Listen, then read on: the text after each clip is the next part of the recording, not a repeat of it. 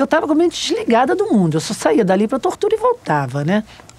Um desespero, um sofrimento, uma coisa muito ruim. E aí ele me acorda assim, política, política, prenderam um de vocês. Não, morreu um de vocês. Aí eu, ih, caramba. Aí, como é que você sabe? Você que está aqui, morreu eu sei ler. Você morreu, eu sei ler. Claro, pô, bandido tinha que saber ler morrer, né? Aí eu virei assim, como é que é o nome? Lê para mim o nome. Eu disse, não dá não, é muito difícil o nome, um nome esquisito. Aí eu lembrei do Marighella. Aí fiquei apavorada, disse, cara, mataram o Marighella. Aí eu falei assim, então soletra. Aí ele começou. H, eu, meu Deus do céu, Horácio, Homero, diz aí, vai, H-O... Aí, C, e eu que eu não conseguia, né? Eu tentando ver os nomes das pessoas vindo da minha cabeça. Aí ele vai e soletra Ho Chi Minh. Cara, aí eu desandei.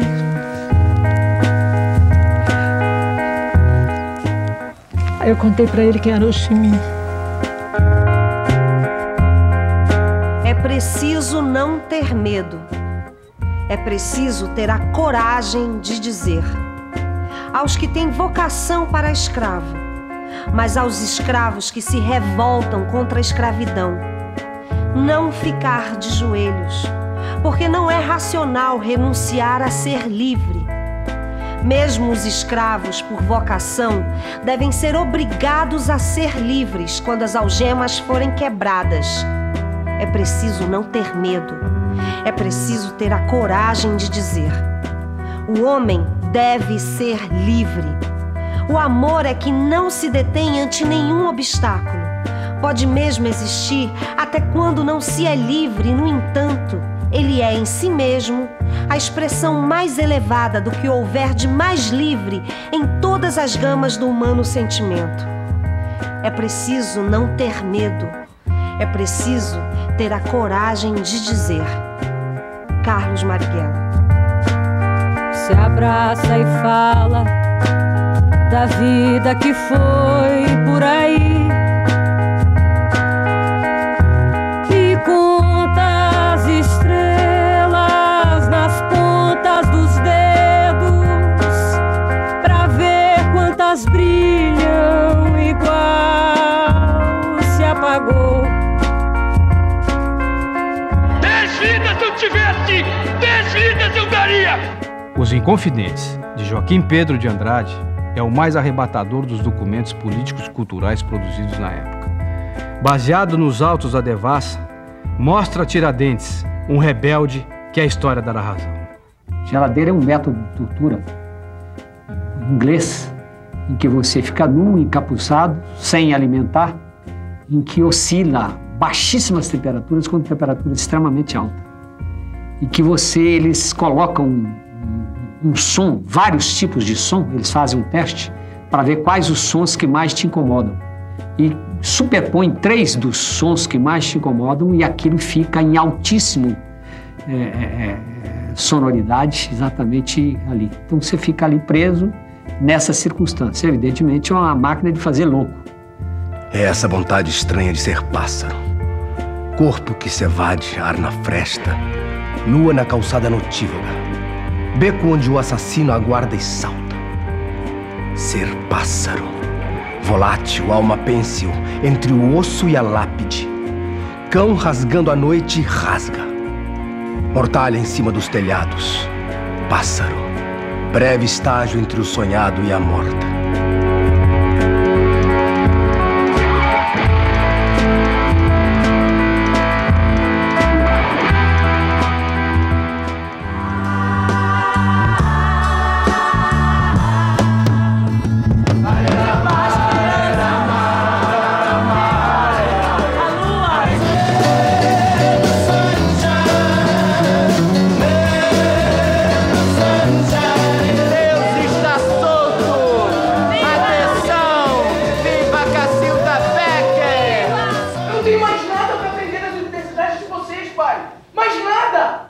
Vocês querem dominar a vida?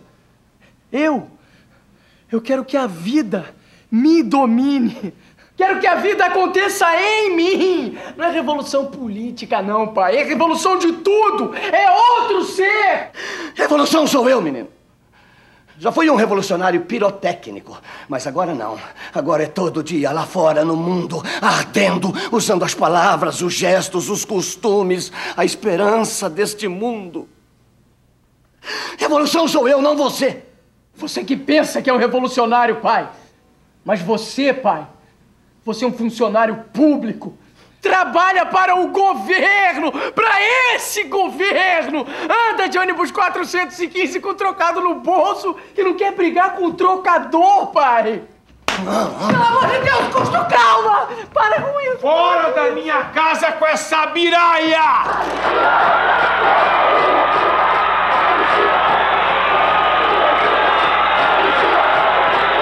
Eu morava no interior, aí minha mãe levou a gente para uma viagem para Goiânia, não é?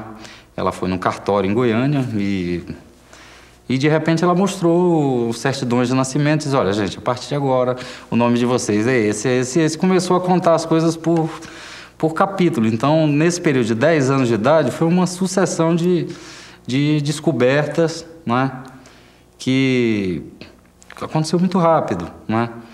Mas ficou algo incompreensível durante uns 4, 5 anos. Aos poucos é que a gente foi entendendo, né, que tinha algo de diferente, bem diferente. Você já pensou você mudar de nome com 10 anos, mudar completamente de nome? Eu era Xavier. E chego no Rio de Janeiro feliz da vida, com minha pastinha amarela, descendo e fui preso no Galeão. E neste Galeão eu fiquei 3 dias preso, né? E os caras armaram uma onda comigo assim terrível, né? Eles se revezavam, haviam dois interrogadores principais, né? Um entrava e pressionava bastante, e me dava um supapo, dava uns telefones no ouvido, né? E vinha um outro que dizia assim, meu filho, você tem a idade do meu filho. Você está estragando sua vida, a gente fica condoído. Sabe que depois tudo isso passa, você pode perder a chance agora de ter uma vida melhor. E você não vai sair daqui mais nunca. Saia dessa. Eu estou vendo você aqui, é como se você fosse meu filho, eu me sinto seu pai. Aí saía esse, vinha o outro, metia a porrada. E eles se revezaram, não me deixavam dormir, entendeu? E quando eu entrei nessa sala, essa sala tinha um sofá rasgado, um telefone desligado, que eu tentei religar um momento que eu fiquei só, uma escrivaninha, e nessa escrivaninha em cima tinha umas 3 pastas de papel amarelas, da mesma pasta que eu estava na mão. E eu não sei por que peguei essa pasta e botei em cima daquelas pastas ali, né? E deixei essa pasta em cima dali. Eles abriram até as bainhas da minha roupa, rasgaram fundo de mala com estilete, fizeram assim horrores e muita gente se manifestou fortemente e eles me liberaram. Me liberaram, entrou uma funcionária de limpeza, de apoio, ajudou a arrumar os restos das roupas e aí fechou a mala com fita crepe que estava toda cortada e falou, senhor, me acompanhe. E aí eu levantei, peguei a pasta e saí da sala. Ninguém tocou na pasta e eu entreguei essa pasta depois para o movimento da anistia. A minha companheira enlouqueceu no exílio.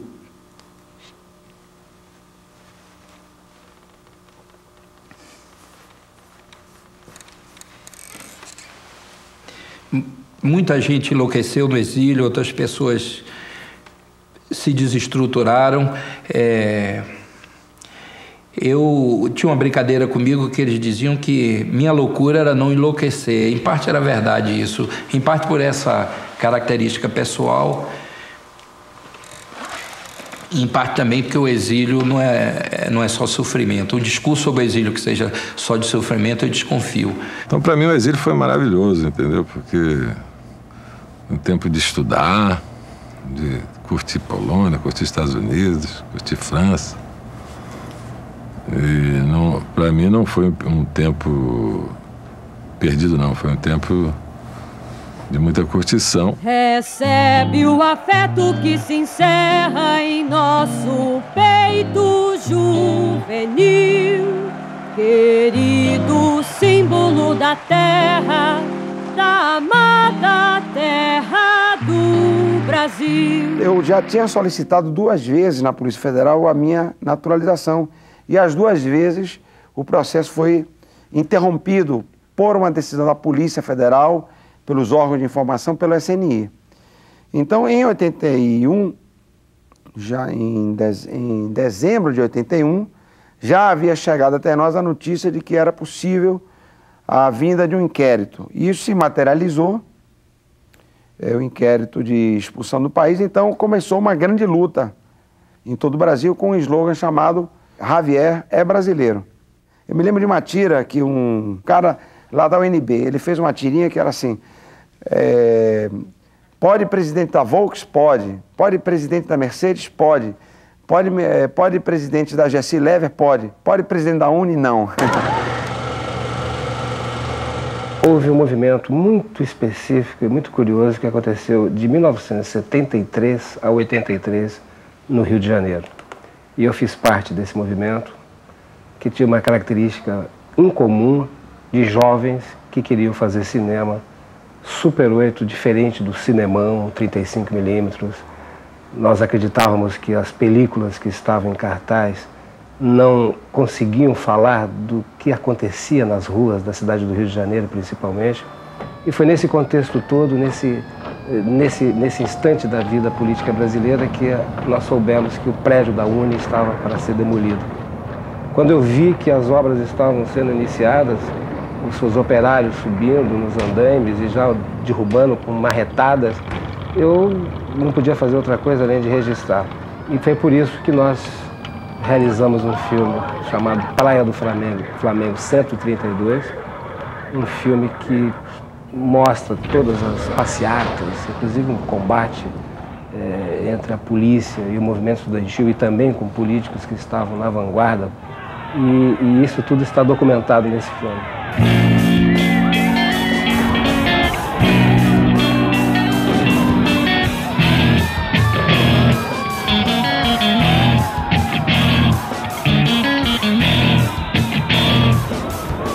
Na mais fina das películas cinematográficas, do tamanho da unha do dedinho, frágil, mas muito potente naquela época, o filme Super 8.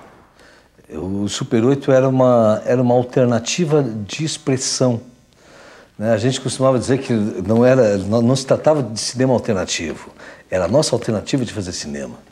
Era nosso desejo, aquela turma ali, Nadotti, Giba Assis Brasil, Gerbasi e eu, uma turma que estava começando em torno do Deu Pra Ti nos 70 e depois o Coisa na Roda, entrar num mercado de trabalho que não havia no Rio Grande do Sul. Pessoal, um aviso rápido. A gente está fazendo assembleias em todos os cursos para definir a posição dos estudantes frente a esse corte de verbas. Eu acho que o Deu Pra Ti nos 70, ele é um pouco mais positivo. O Coisa na Roda já tem uma posição um pouco como se fosse cansada. Ele já apresenta personagens que fazem uma espécie de contraponto à voluntariosidade daquele movimento estudantil, né? Por que tu não vai na casa da Sônia pra ver se a Sinara tá lá? Eu fiz todas as sessões do Coisa na Roda. Já sabia a hora em que tinha problema de mixagem, tinha que subir o som, ou quando tinha uma fala que a gente já não aguentava mais, um caco do ator, fazia de conta que havia feito um corte, a censura havia feito um corte, nós cortávamos o som e a plateia era muito inteligente, fazia né? Imagina, só a censura era capaz de fazer esse tipo de corte. Essa experiência que surge em 99, né, de a partir de um determinado tema, reunir estudantes e a partir dessas visões para apresentar isso que está sendo produzido na universidade, eu acho que ajudou não só numa releitura que a gente faz da própria cultura universitária, daquilo que está sendo produzido no interior das universidades, mas acho que também produziu uma mudança profunda no que a gente compreendia como movimento estudantil. Eu acho que o movimento estudantil, a partir de uma autocrítica que ele produziu, ele teve a cultura como o principal veículo nessa renovação que ele adotou a partir de 99.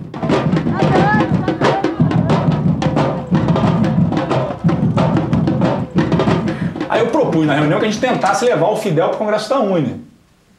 Só que é aquela coisa assim, pô, mata maluco, o Fidel no Congresso da ONU não vai nunca, né? O Fidel é um chefe de Estado do Congresso da ONU não vai. E aí começaram a chegar sinais de Cuba de que ele poderia ir ao Congresso. Aí na quarta-feira aumentou a expectativa de que ele fosse na quarta-feira. Na quinta aquele suspense ainda, e na quinta noite me avisaram, olha, tá chegando amanhã, eu suspendi o Congresso. E aí ele chega em Minas, né? Aí foi uma coisa assim, foi muito legal, muito legal. Eu me lembro do susto que eu tomei. Eu estava na mesa do Congresso e aí ele chegou por trás, um esquema de segurança imenso. Aí um agente cubano vem para mim, aí ele virou e falou, o comandante chegou e quer falar com você lá na sala. Aí eu entro na sala, dou de cara com o Fidel, assim, aquela figura histórica, né, uma lenda da história mundial, né? Aí ele virou pra mim e falou, e o que você acha que eu devia falar? Aí eu falei, bom, quer dizer, como assim? Quer dizer, eu vou orientar o que o Fidel vai falar? Não existe, né? Essa última Bienal, ela de fato consolidou o evento no cenário brasileiro e no interior das universidades. Eu acho que a gente acertou na cidade. O Rio de Janeiro receber a Uni no ano que ela completa 70 anos é um negócio fantástico. Eu acho que foi a Bienal que teve maior participação dos moradores da cidade. Isso é um fator importante para a gente dialogar com quem está fora da universidade. Nós nos sentimos assim, super honrados de fazer parte da geração que conseguiu retomar esse terreno. A gente vai avançar o caminhão e os estudantes, uma quantidade de estudantes entra. Ela vai contar a história da Uni no trajeto. É derrubar e cortar o portão. Tem que ter um alicate hidráulico. Tem já, tem serra elétrica, tem gás, vai comprar serra elétrica. O fato da gente ter ocupado como foi, recuperou algo muito importante para o movimento estudantil, que é a sua memória, que é a sua história. E as pessoas que participaram ali saíram cheias de energia, cheias de motivação para continuar lutando pelo fortalecimento do movimento estudantil.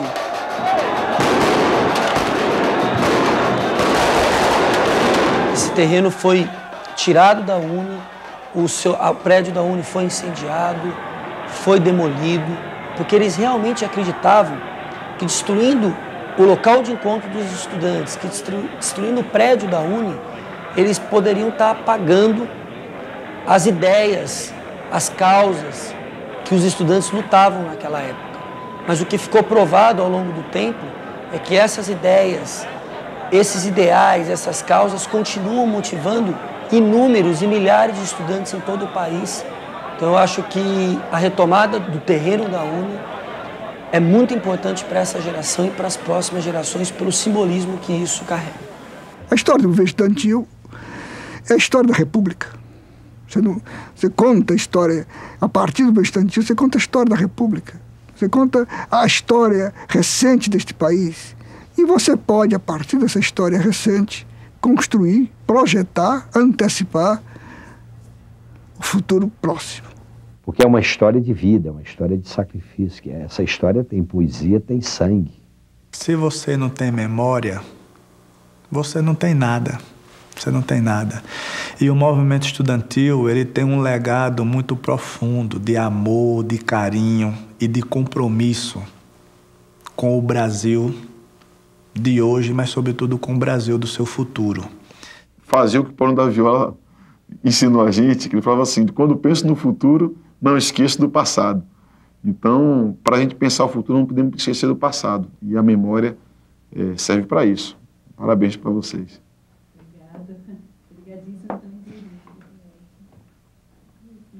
Falei demais. Não, foi ótimo. Então, espero que vocês tenham sucesso. Se eu tivesse material, mais material dava para vocês. Apesar das condições draconianas de trabalho que vocês me impuseram. Muito obrigada. Quanto tempo deu isso aqui? Eu falei demais. Bateu o recorde. O recordista era o Javier Alfaia, com 2 horas e meia. Eu falei mais 2 horas? Você falou 2h45. Tá bom. Eu ia cortar cabelo ainda hoje. Nós desejamos que os próximos 70 anos do mundo que a gente vive, do país que a gente vive, seja construído baseado em outros valores. Valores de solidariedade, valores mais humanos, a cultura da paz, que é tão importante de ser construída, valores de igualdade, que a gente possa construir um Brasil mais justo, mais igual, em que todos tenham oportunidade, em que todos possam chegar à universidade, que todos possam produzir conhecimento. É isso que a gente espera. E a gente tem certeza que as próximas gerações do movimento estudantil, da juventude brasileira, vão continuar lutando por tudo isso que as gerações passadas lutaram e que conseguiram muitos avanços, muitas conquistas, mas não todas. E por isso que nós precisamos continuar lutando. Viver e não ter a vergonha de ser feliz.